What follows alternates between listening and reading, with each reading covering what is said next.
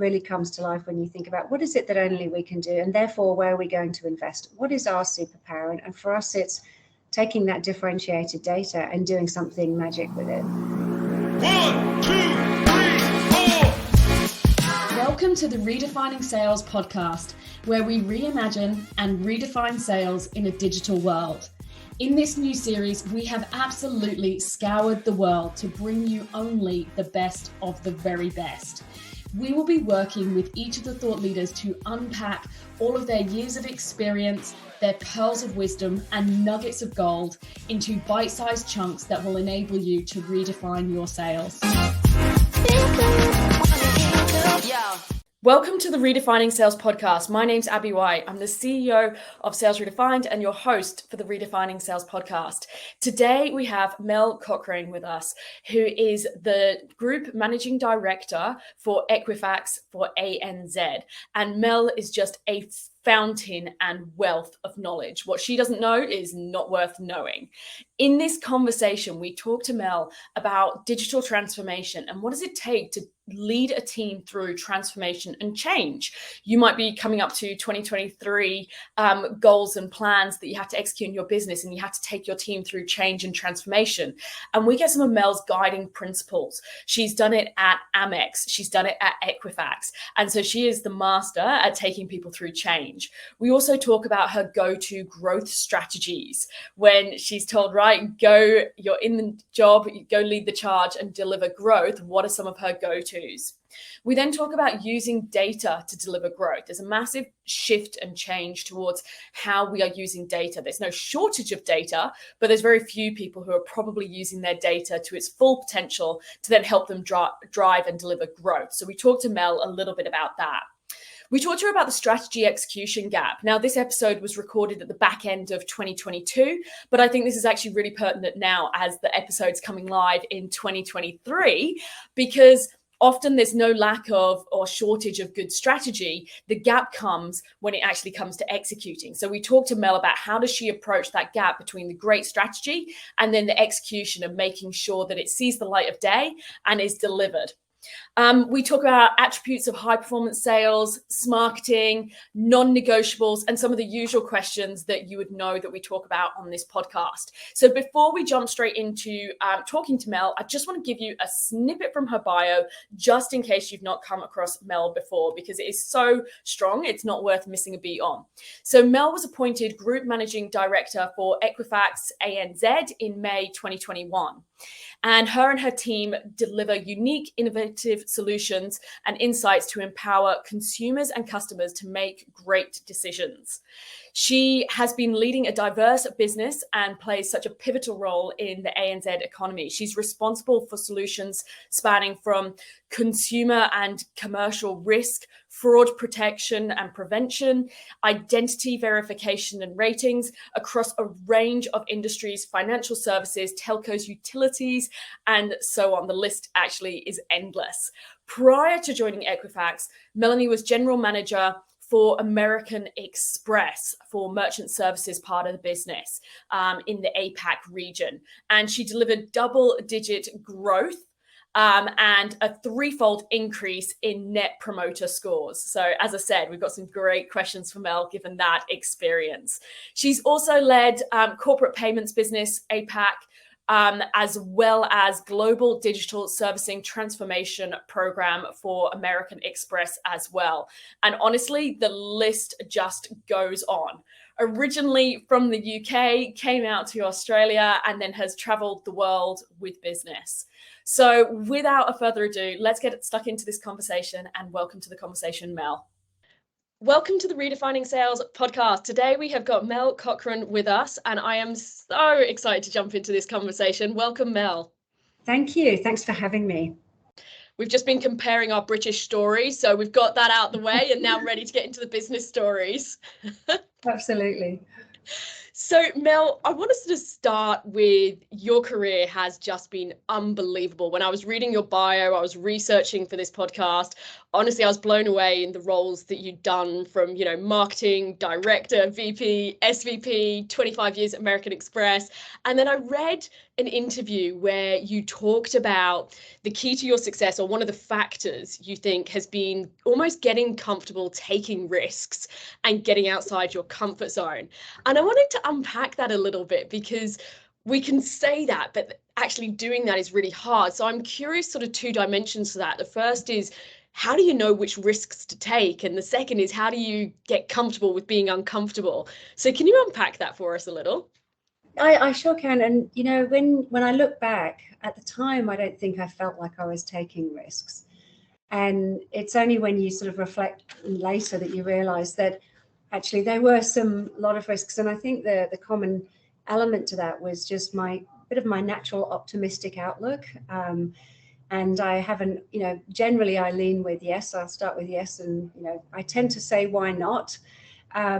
And, you know, what could possibly go wrong? What's the worst that could happen?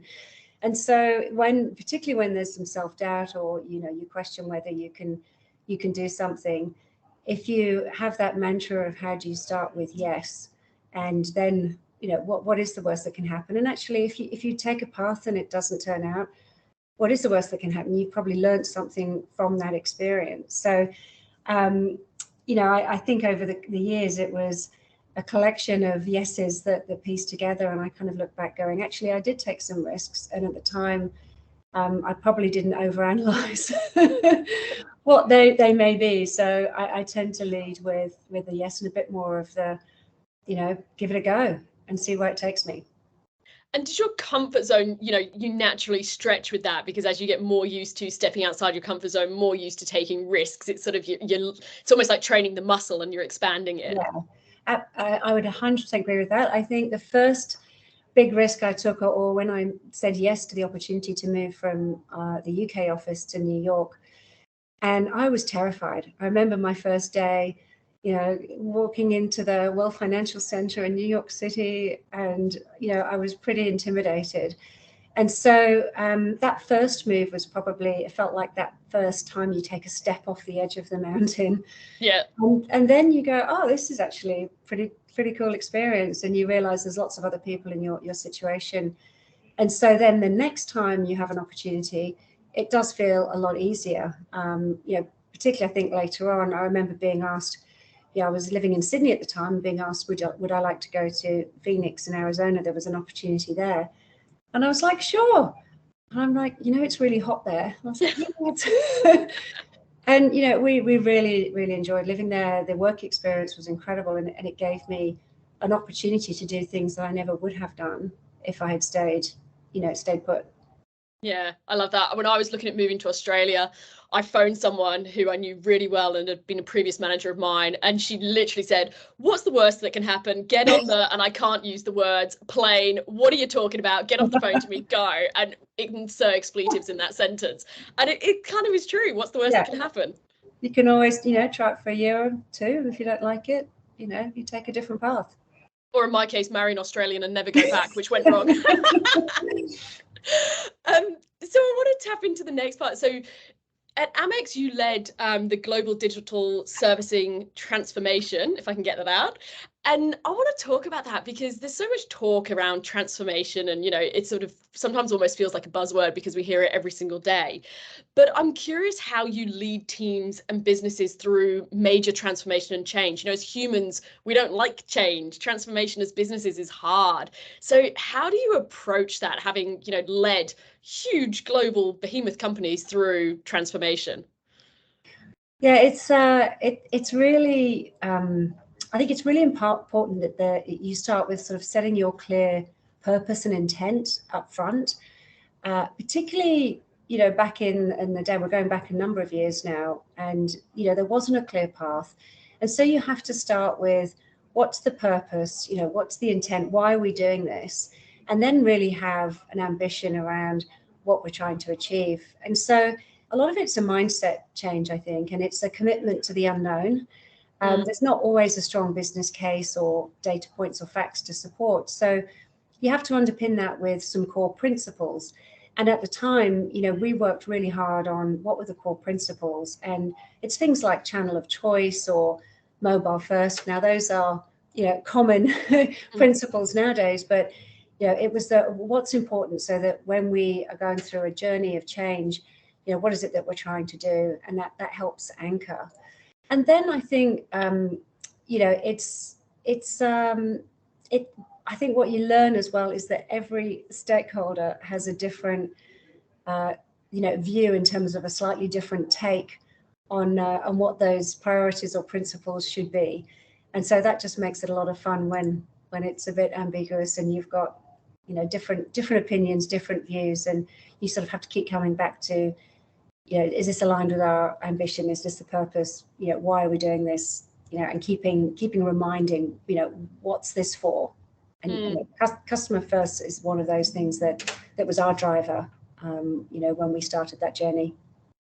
And how do you get people on the bus? Like you said there about different stakeholders. So the people who are not necessarily on the bus, like, is there a way that you sort of go about, other than sort of reminding them, right, what are we doing it for? Coming back to the purpose, for those people who are really struggling to get on the bus, like, how do you approach that? Yeah, well, I mean, similar to what I just said, but as you build on that, you start with the ambition and what you're trying to achieve. And I think you have to set out from the onset that it's complex. There's a lot that you don't know when you're starting out on any kind of transformation journey, digital or otherwise. And so having that comfort that it is going to be uncharted waters sometimes. It's a journey, and you learn a lot along the way. And certainly, even with the transformation and some of the work we're doing now, you can take lessons learned as you go, and you have to adapt.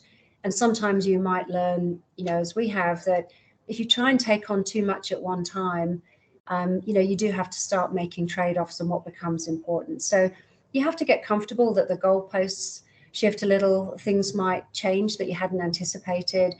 And it really is about being on a journey. And that's why it's so important that you start with that ambition and purpose and why, so that as you go through that journey, you still have an eye on what you're trying to achieve.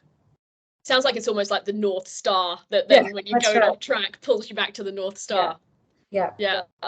I love that. So on the topic of transformation, we have to talk digital transformation, because obviously you led the digital strategy at Amex and obviously now at Equifax. So I'm really, really curious around, for those who, I feel like we've been talking about digital transformation forever, but for some businesses, they're still relatively early on that journey. Or, some people we talk to are having challenges on that journey. What do you think are some of the real fundamentals for a successful digital transformation journey?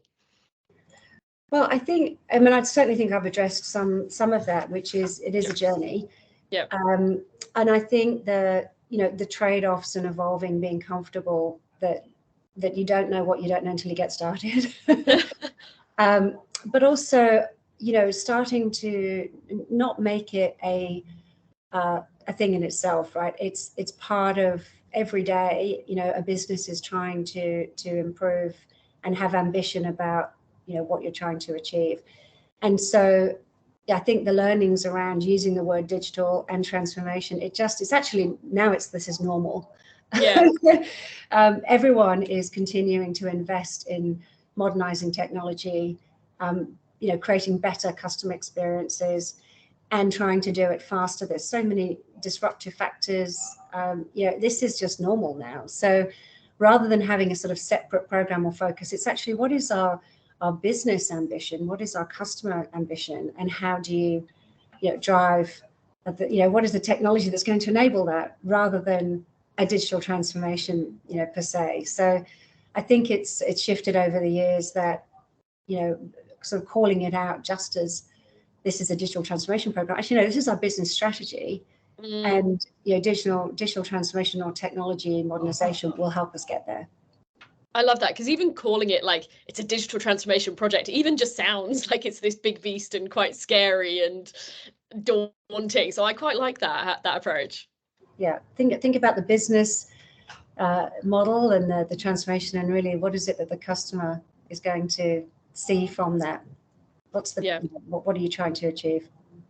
I love that you keep pulling us back to the customer and the purpose and what we're trying to achieve. I feel like there's a really common theme coming through there. Yeah, and sometimes when you're deep in these technical projects, you can lose sight of that. it is important to when you get stuck, Yeah. you have that North Star. Yeah. Yeah, I like that. So on the topic of growth, you're obviously responsible for the growth journey for Equifax now, and huge question for you. But what are some of your go-to strategies when you're looking at, roles like you've got now? You come in and, you've got to deliver growth. What are some of your go-to strategies? Or perhaps it's more of a starting point of going, right, okay, day one, blank piece of paper. Like, how do you approach it? What do you look at? Are there common themes across your career that you've sort of really seen that you're looking for? Yeah, that's I'd happy to share, a few aspects to that question. We talked about ambition, but really your purpose is where everything starts. And, for Equifax, our purpose is helping people live their financial best. And that has to underpin everything that you do. What is your purpose? And, whether that's from helping with financial inclusion, thinking about how do you protect the community against fraud. We know it's a hot topic right now. How are you helping businesses and individuals make great decisions? How are you providing transparency on ethical supply chains and confidence in building and construction? I mean, it can be in so many things that you operate in, but it's everything to do with purpose. And again, customer is at the core. And so we spend a lot of time thinking about ambition and, what do we want to be when we grow up? And we continue to evolve, and Equifax is evolving. Our history is from a credit reporting agency at its core. Now it's really about being a data analytics and technology company, and and security being in our DNA and being so important right now. And then I think it's really the focus is on then how do you differentiate to help solve customer problems and things that only we can do. And really that's when you think about growth, it's what is it that differentiates what we can do to solve customer problems. And then you have to enable the right culture of trust and empowerment so that you can enable that innovation. And then the really hard part is being clear about your priorities, particularly where often I think organizations and teams, and I know some people are better at it, and I have seen some great discipline, but it's being clear about what you're going to stop doing so you can double down and focus on those growth areas. So I think being clear about your purpose, what is it that what customer problems are you solving for, and then being clear about being focused and really driving that growth. I love the stop. It's so hard. Like, I know I want to do it all. Yes. And all of us do. And that what are you going to stop so that you can sort of start and focus everywhere else? And as you said, prioritize. It's so powerful. Particularly and particularly data and analytics. There are so many use cases, so many customer problems that we can solve.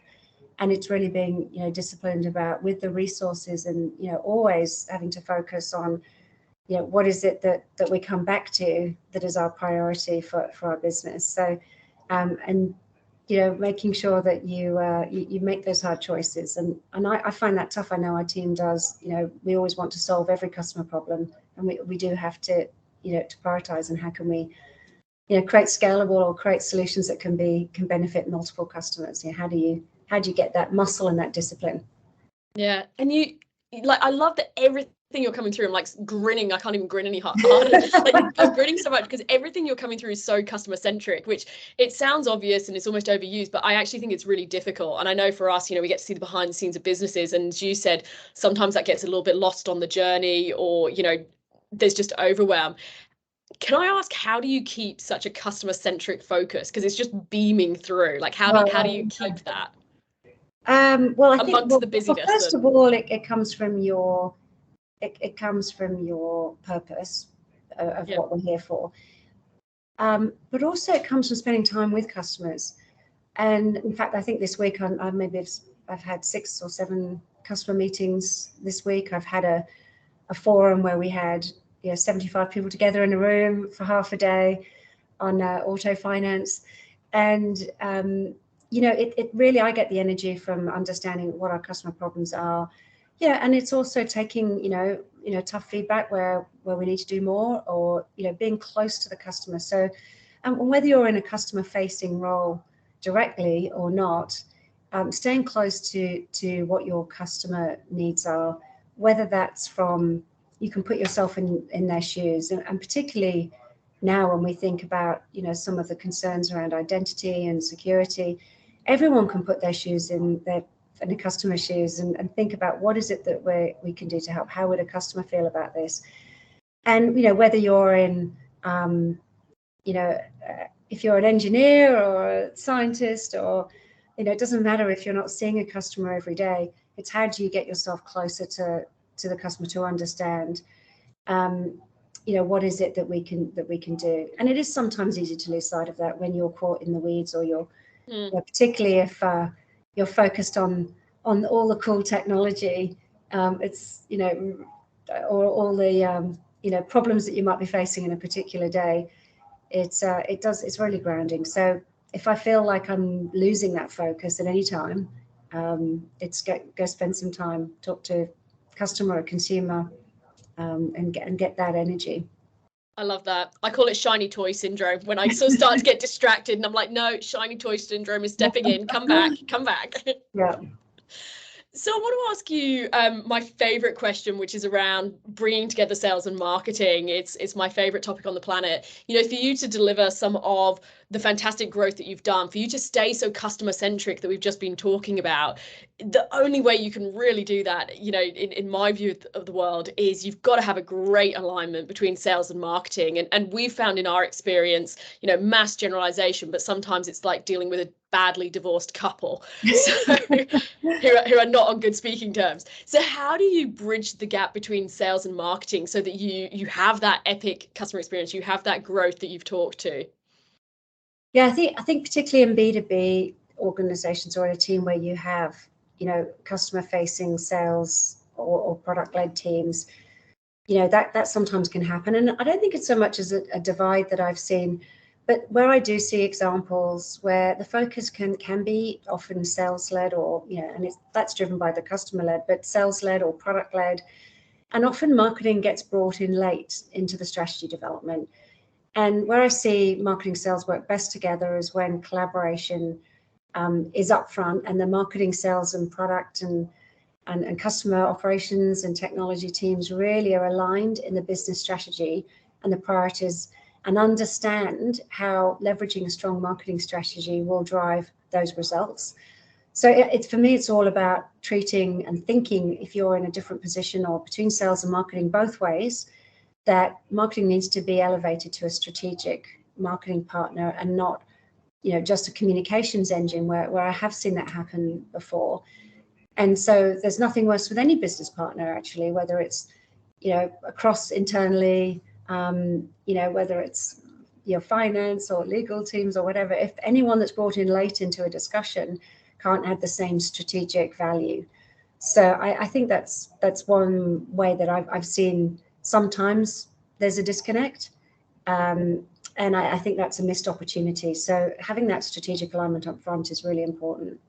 Yeah, I love that. We've definitely seen that when something's already half baked and then the other half gets sight of it and goes, hang on, no, let me give my input. And like you said, that upfront collaboration and alignment, which sounds so obvious, but again, you look at the latest research, I think LinkedIn research showed 9 out of 10 sales and marketing professionals feel there's not an alignment between the two divisions in terms of KPI, strategy, culture, frequent communication. That 9 out of 10 saying there's a misalignment is huge. Yeah. And it's not just about reporting lines or not. Sometimes you can have the teams together or not, but there's still sometimes there's the pace that people are trying to be customer responsive and they forget to take the step back, or just not including the conversation early enough is often that. And also making sure that the marketing teams are fully embedded in the customer experience as well. That they are as close to the customer too. And I think in B2B that's even more important. In a consumer marketing environment, a lot of your consumer interactions are through voice of customer channels or research or other things, or so if you're a consumer brand, then you have a lot of opinions from neighbors and friends. But I think in B2B it's even more critical to have that strong strategic alignment. Yeah, I love that. So I want to circle back on a previous point you made around sort of being data driven and Equifax being, very much a data driven business and underpinned by data analytics.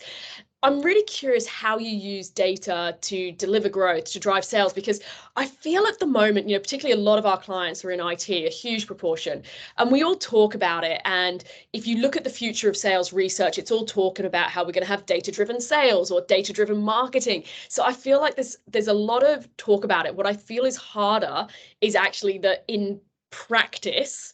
And I know a lot of our clients we speak to, they've just got data overload and there's just data sprawl and almost so much data you can't do anything meaningful. So I'm really curious, with Equifax being such a data-driven business, how you use data to drive growth.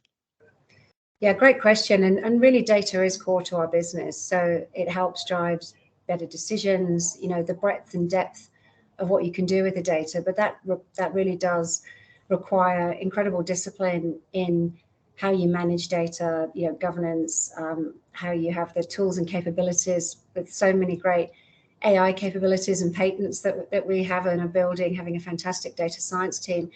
But it also really think about it from how you enable end-to-end digital journeys for customers. And effectively, you're taking documents or processes that are manual and replacing them with data. And that is the core to helping drive an end-to-end digital customer journey. So if you have great data and the most differentiated data, and you've got the best matching capabilities to be able to really harness and wrangle that data, as you said, you can then create solutions that, for us, it's only we can create. And that's why we invest so much in our capabilities and AI techniques and really leveraging that data. And that's what drives the high return on investment for our customers. So if they can create better customer end-to-end digital journeys, that's clearly going to drive better growth, better customer experience, better economics for them, and therefore we will be a partner of choice for them. So that's how I sort of think about data analytics. It's not just about the insights and how we get better modeling techniques, but it's also how you actually create digital journeys leveraging data. And I love just picking up on a point you've actually twice mentioned around focusing on what only we can do. So you said there around solutions only we can create, and you mentioned it in a previous answer as well. I love that you're coming back to, almost your uniques, because so much of the time it's hard to differentiate. It's hard to get competitive advantage. It's hard to look at growth. It's hard to look at all the strategies we're talking to. And I like that in a couple of your answers, you've sort of really started pulling out on where you guys have, like, what's your superpower? Yeah. And we spent quite a lot of time working on that actually as part of our strategy development. You have to look at, what is your unique differentiator? Because again, there's so many things that we can do, and you do have limited time and resource and investment. So you have to choose part of your strategy. And I talked about our purpose and then articulating our ambition.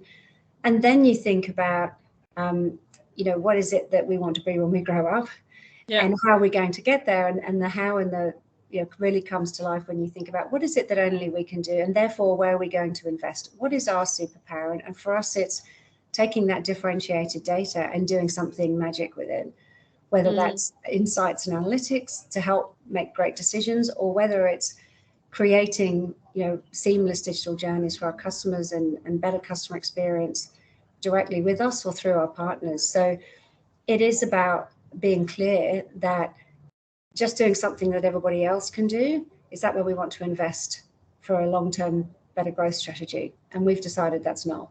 We want to invest in things that really are our unique capabilities and power those up. That's so powerful. So powerful. I'm making notes because you're prompting thoughts in my head. So I'm just working on my business strategy as we're going. Okay, excellent. I'm glad I can help. Yeah, thank you. This is just free mentoring for me under the disguise of podcast. So I want to talk about the strategy to execution gap, because I'm really fascinated that, some of the research I've read talks to, only 2% of leaders are confident they can execute their strategy. You've talked so much there around having purpose, having ambition, having the North Star, where are we going? What can only we do? What's our uniques? And so you can create that epic strategy, but then obviously for it to see the light of day, we've got to be really strong at actually executing. And you've partially talked to that around, refocusing, coming back on track, using the North Star. But is there anything else that you look at there once you've got, we've got this super strategy, super excited, start executing, and that's where it typically gets hard and falls down? Is there anything you've done to bridge that gap? Yeah, I was actually surprised that on that research, the strategy, you said strategy execution gap, where only small percentage of leaders feel confident. That number did surprise me. I think sometimes the time frame or how you execute evolves. So I think often the strategy gap or the execution gap is probably about having discipline about the delivery. And discipline on delivery is key, understanding those milestones and paths and when you need to course correct. And certainly things evolve, particularly where you don't know exactly, what you don't know until you get under the bonnet or the hood, as we say. And so I think you have to kind of consider different time horizons. What are the things that are unknown and that may evolve? And that's okay. It doesn't mean that the core strategy has changed, but perhaps the path or how you get there, or even the time horizon. And I think being comfortable knowing that things will change, it can't just be a once a year strategy exercise. It's an ongoing process. So I think maybe the expectation between strategy and execution gap, perhaps if you only look at it once a year and you go back and go, well, hang on a minute, is there a gap here? Well, if it's alive and part of your process and you're disciplined around your delivery, you should be continually looking at your strategy and what's evolving, not just, okay, we've laid out a 3-year or a 1-year strategy and then make some kind of assessment later that did you deliver or not. So for me, it's evolving and it's ongoing. It's a process. I feel like you've just described the social media post where there's the picture of the mountain and it's like what everyone thinks it's like, and it's a direct line from the bottom to the top, straight line, perfect, it's going to go all according to plan. And then then there's the line that's like what it actually is, and it's like this giant wiggle and loops and backwards and forwards. I think, and that's just I think that's just reality. I think it was unrealistic to expect that you have a strategy and everything will execute exactly as you start out, particularly where it's an uncharted space or new for your organization or things happen. I mean, we've even seen this year we thought after the pandemic, what else are we going to get thrown at us? And we're in sort of another crazy environment, so things always change.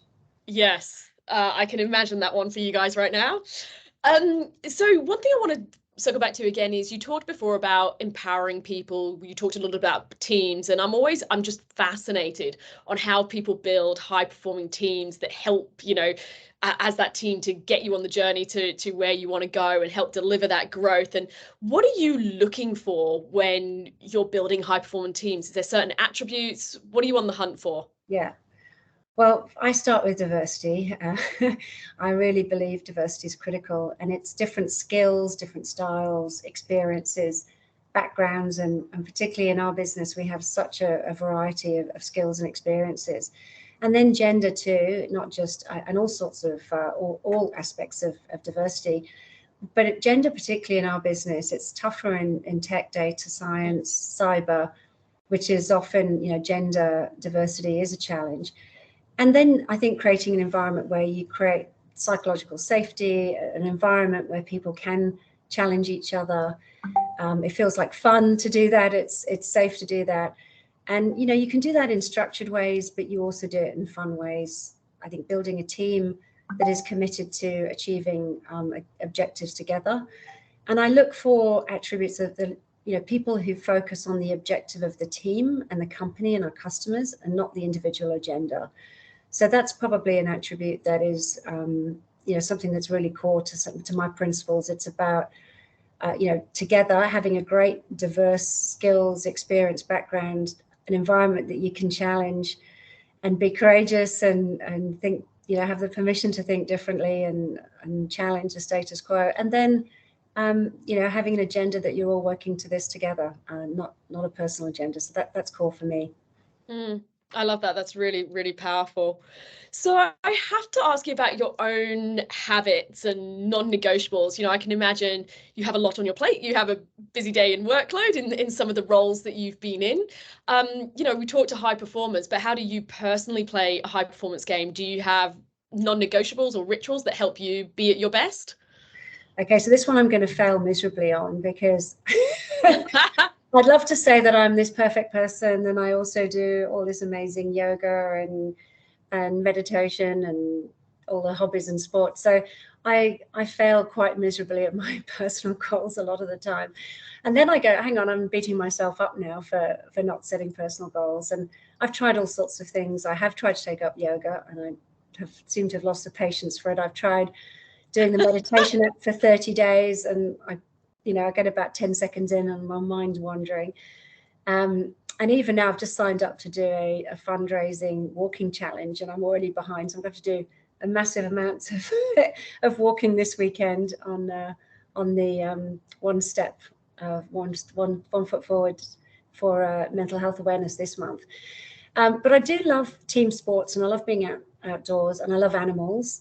So for me, my sort of rituals are more about making sure, particularly at weekends, I get time outdoors. And I often tease my husband that I wish he was as excited to see me when I walk in the door on a Friday night as my dog is. I get the full greeting, and being outdoors, with animals and my dog. That's really where I get my soul food and my energy boost and recharge at the weekends, is being outdoors. And I have to say, with all the rain we've had, I have a big collection of wellies now and wet weather gear. But I tend to get that from being outdoors at the weekends is my recharge. I love that. And thank you for the honest answer, because I feel like sometimes we look at Instagram for 30 seconds and we do all feel like we should be doing the yoga class and the meditation and so on. And I think everyone, cheesy expression, but everyone fills up their cup differently. If yours is the dog, which brilliant answer. My team will tell you, like, I think working for Sales Redefined, a criteria is you love dogs. So yeah, I love that if it's outdoors and the dog and that's what fills up your cup, you still got, your own little rituals. Yeah. And I certainly can't blame COVID kilos anymore. I think in 2 years post-pandemic, I think after that, we're still blaming COVID kilos. So I think you just have to give yourself a break and do what gives you joy. Yeah, I love that. And dogs are such good therapy for everything in life. They're so happy, like so uncomplicated. Yeah. I saw a really good Instagram post the other day about dogs, saying something like a dog could go to the hotel because they don't leave a mess, which they probably do, but they don't complain. They don't do all these things. I was like, that's brilliant. So one of my team bought me a mug saying dogs not people as a joke. And I was like, brilliant. They give you joy. They're a therapy dog. Yeah. They do, therapy dogs. So I know we're going to let you go in a moment and get back to your customers and your day and your business, but final sort of question for you. Do you have a business book that you recommend to people and that you feel has sort of been an influential book for you? Yeah, I'm not a brilliant reader, so I tend to be a listener, which, podcasts are great, and audio books are the way that I do that. And I do listen to some audio books, business books, but not too many. I tend to listen to audio fiction, but an audio book when you need a bit of a boost. I did enjoy the Brené Brown on Audible with Dare to Lead. That was a good one. And I had a book from many years ago that the CEO of Amex gave us. It's probably over 10 years ago now. And it's called Howard's Gift. It was, I think they described it as Tuesdays with Maury for MBAs. So it's more about purpose. And there's some great quotes in there. There was one that I've kept with me, which is the juice worth the squeeze? And there's phrases like that. There's some like lessons learned. It's more of a, rather than business structure, it's more about purpose. So I enjoyed that. But actually, I read, I'm in a book club, which is hilarious because I actually don't read anything. I listen while I'm driving or occasionally actually walking or running and getting some exercise in. And I have a bit of a commute, so I tend to listen to Audible. And so I'm in a book club, and there was a book we had recently, and I think it's one of my favorite books that actually I think should be a good business book, and particularly for women in STEM. And it's called Lessons in Chemistry. It's Bonnie Garmus, and it's set in the 50s about a trailblazing female chemist. And I was so inspired. I absolutely loved the story. I loved the character, and it was really motivating to hear what women, and even though it's fiction, you can still imagine this. And I know my mother grew up, she was working in the 50s as well. And, when you think about highlights the challenges women have in STEM, and even though it's a long way fast forward since then, we still have a long way to go. So I would highly recommend Lessons in Chemistry as not exactly a business book, but one that would inspire particularly women who are in trailblazing, areas, and particularly women in STEM. I love that. I think my postman always wonders when I've had a podcast, because there's probably about 3 or 4 books that then turn up the next day via Amazon. So I've just written all of those down. Well, do it on Audible, because it's actually beautifully narrated as well. There we go. Yeah. So thank you so much. I've honestly taken so many notes from that. I think our audience will likewise love all the pearls of wisdom. So thank you so much for being so generous with your time and for sharing. We will pop the link, of course, to Equifax in the show notes, and of course to your LinkedIn. I assume that's the best place for us to follow you if we want to follow your 100K walk, I think it is. Yep, I'm only at 25K, so I shall be doing a lot this weekend. But yes, I'm on LinkedIn, and definitely that's one of those disciplines I'm trying to engage more externally. And you have to look outside of your own 4 walls and see what's happening outside. It's good. Well, thank you so much for being on the podcast today. Thank you so much, Abby. Really appreciate it. 3, 2, 1. Thank you for tuning in. If you'd like to receive the inside scoop on what is working right now in our highest performing campaigns, and likewise, what are the pitfalls to avoid directly to your inbox, then simply visit insidescoop.salesredefined.com.au to make sure that you receive our fortnightly newsletter with everything that you need to know to stay ahead of the pack directly to your inbox. And finally, before you leave us, don't forget to subscribe to Redefining Sales podcast so that you never miss an episode. And if you enjoyed it, we would really, really appreciate it if you could leave us a comment, or perhaps share it with a friend or colleague who you know would enjoy it. We'll see you next time.